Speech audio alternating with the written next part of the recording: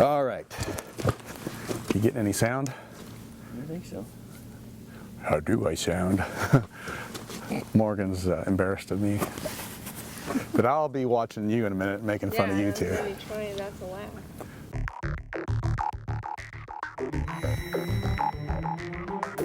Wildlife management is as much an art as it is a science.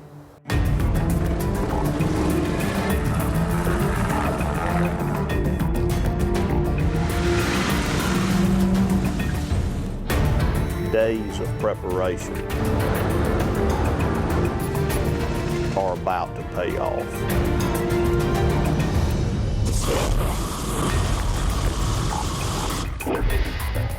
That's one of the biggest deer I've ever killed in my life. And we're in Alabama.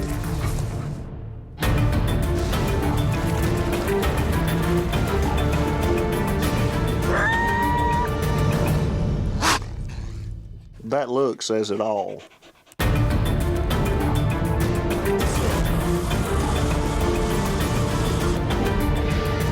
If you manage it right, they will respond to it.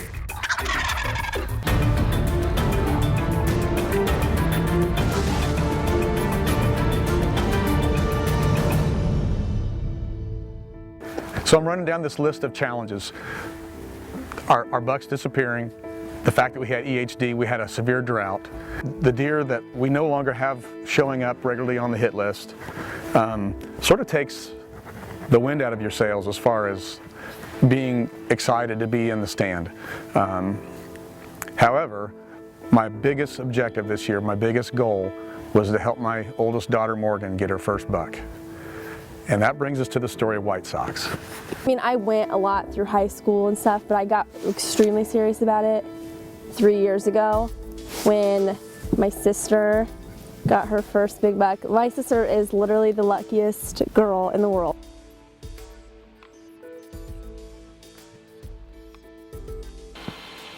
There's another buck coming down the road.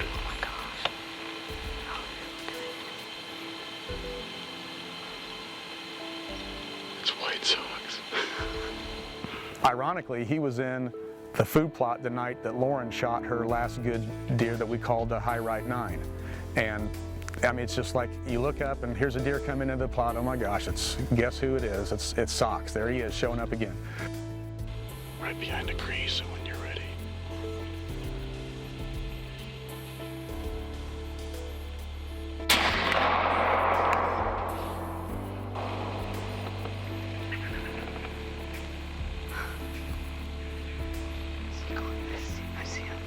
I see him.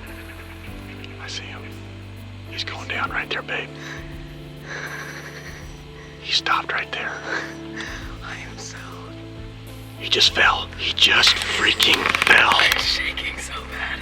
Oh my God, Lauren. What is with me? I can hear my heart. I freaking believe this. Morgan,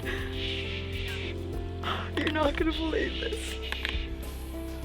I just killed High Right 9. Yeah. Yeah. Yeah, just like, okay. I know, I'm shaking so bad and I can barely talk.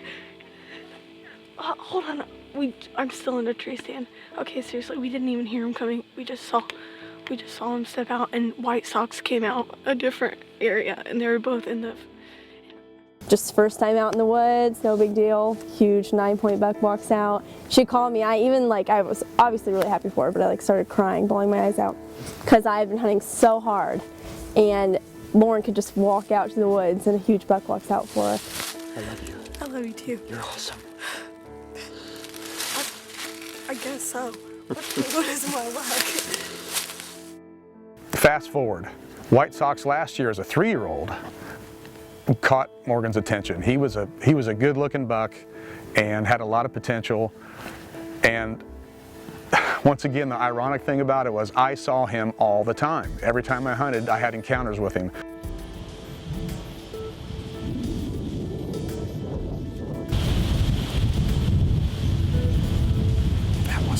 That was Socks again.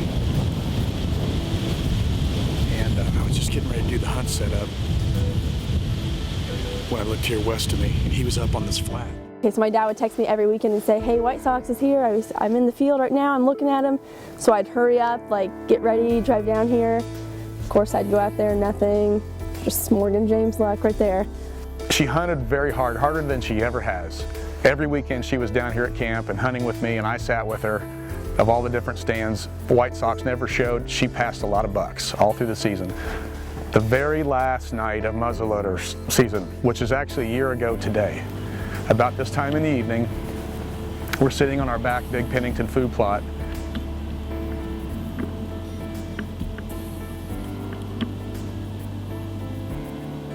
And right at last light, there he is. He shows up, walks out into the plot.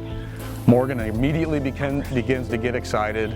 I am too. I'm getting the camera on and making all the adjustments. And in retrospect, we had all the time in the world because he was relaxed. He didn't have a care in the world. He was there to eat. He wasn't walking. He was just standing real, in one spot, but he was going to feed.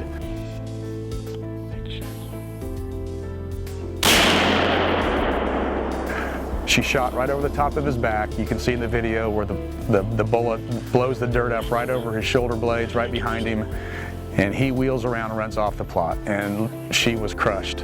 But on the walk back to the camper that night, she said, well, next year he's going to be a big 4-year-old. So, in 2012, Whitesocks is a 4-year-old deer, 4.5 in hunting season, and he turned into a brute-bodied, big, thick neck, chested buck with an attitude. And he was once again on every camera all summer, all through the fall here, dominating the property. I mean, he really, to the point where I thought, well, maybe that's where all my other bucks have gone, is that Whitesocks has become such a bully that he's run everything else off.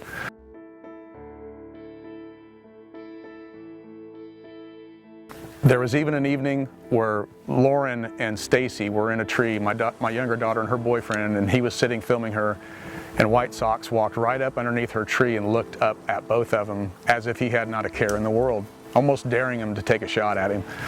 So that's when I called dibs right there. Whitesocks is my buck. I'm going to get him. Lauren, you better not go out and let him walk out and get him. Lauren showed me video. Yeah, he's right under my tree. I'm like, of course.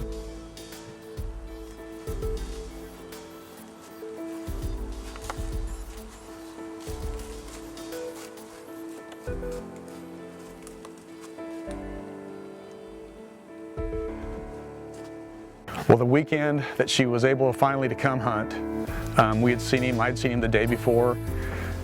Morgan comes out, and we get into our favorite stand on the back edge, the downwind side of the big food plot where I'd been seeing him.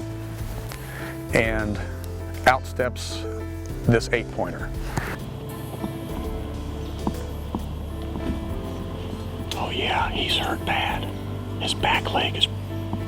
The deer is a beautiful, real tall, nice, good massed 8-point buck, at least a 3.5-year-old deer. And I told her, I said, Morgan, that would be a deer that anybody would be proud of.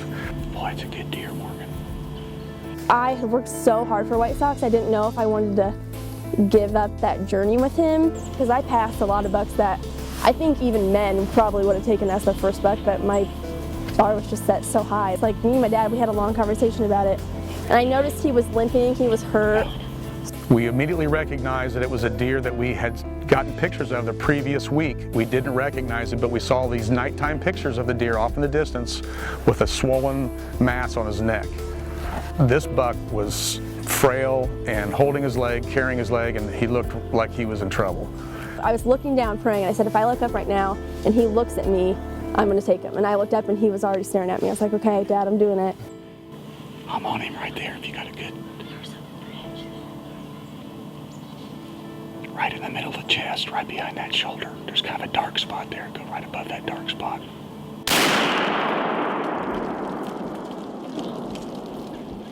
Yeah. I lost him. He's down. He's laying down. He did? Yeah, he's laying down. You shot him, Yeah. Are you sure? There's blood right there. You see him? He's moving a little bit. He's on the ground. On his side. Are you kidding me? No, look, he's really taking it. He's right where he was laying.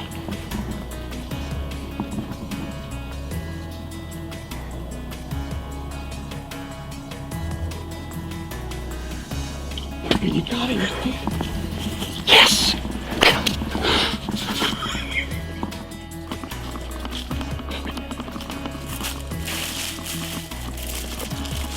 Oh yeah. Good job, babe. Look at that velvet on there. Yeah, that's awesome.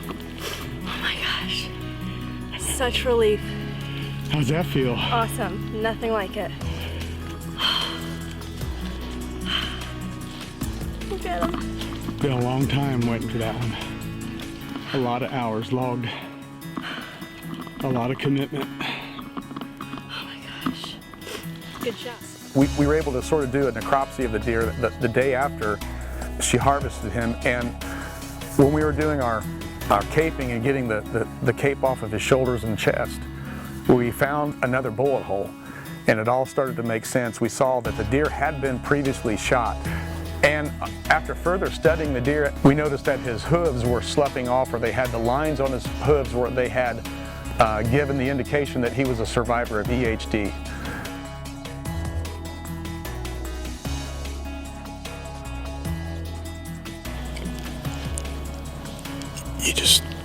You can't believe this. As hard as Morgan has hunted for this deer, and he is always where she is not. She killed that really good deer last night after struggling with the decision. Very happy with it. And here he's out here tonight.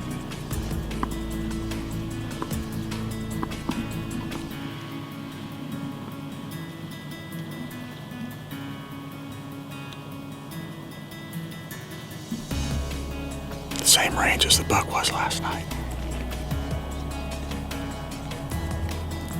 Unbelievable.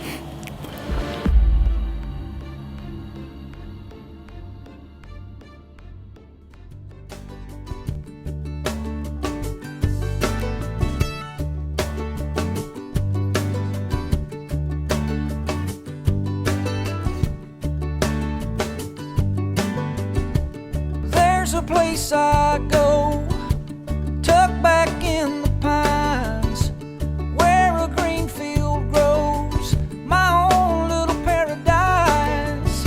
I'm thankful for this land and the life that it provides. See, the measure of a man is what he leaves behind. Oh, oh, take what you need and pass it on down.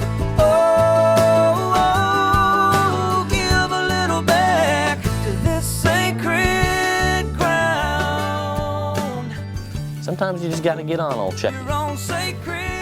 Let him loosen up a little bit. I am what I am. If you sit me down, I'm gonna talk like this. In trails, in pine plantations, nothing can be better. That'd have been good if he hadn't have just bulldozed the camera.